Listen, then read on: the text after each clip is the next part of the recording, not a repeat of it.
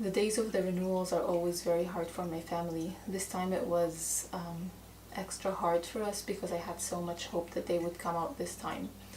We're now marking the 235 days in detainment for my parents, in solitary confinement, in complete isolation from the world, without getting access to their families or to their lawyer, without us having any way to get to know how they're doing or talking to them.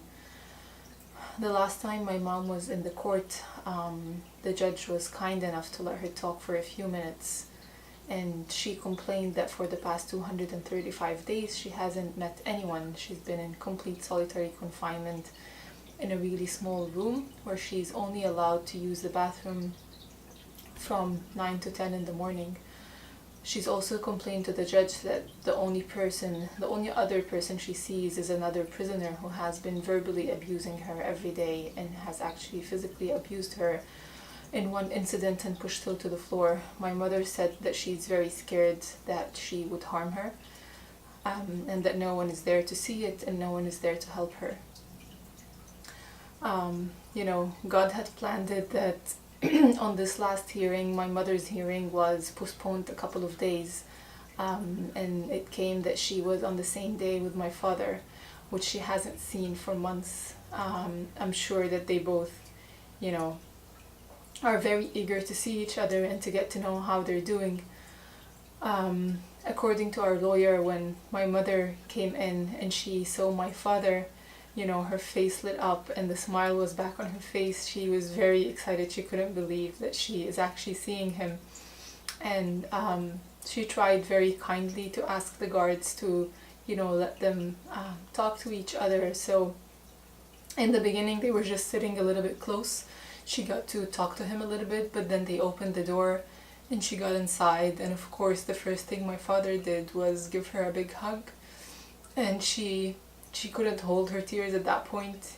She let the tears out. This was the first meeting they had together, or actually with anyone they know, for the past 235 days. It was a very, I'm sure, warming moment for both of them. The love that my parents had for each other was always very inspiring to me. And I know that for my father, the hardest part of all of this is not being able to be with my mother, not being able to help her or know how she's doing.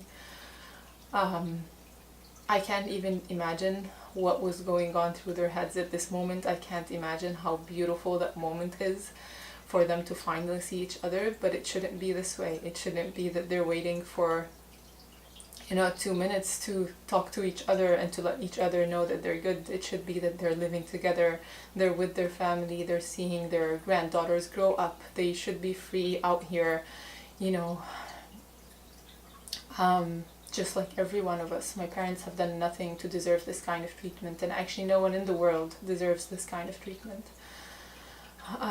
Unfortunately, though, the court has renewed another 45 days, which for us just means that for another 45 days we will not know how my parents are doing. We will just know that my mother is still in the same dark, small room. We will know that she's still getting weaker and weaker. We will know that she is still not eating. We will know that she still has the abusive prisoner next to her who is verbally abusing her and who can at any point physically abuse her again. It's funny that this comes on the same day as the UN's World Day of Social Justice.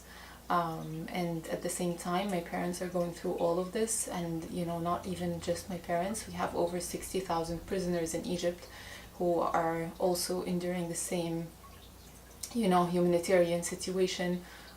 Most of them have been in there without any legal process, without any charges, without, any proof. It also marks the day of, it also marks the, a day without news. It does really hurt me a lot and hurt my parents a lot that this goes uncovered and this goes unnoticed. I would love that if on this day, more people would speak about my parents, more people would speak about what's happening. I would hope to be able to raise their case even louder.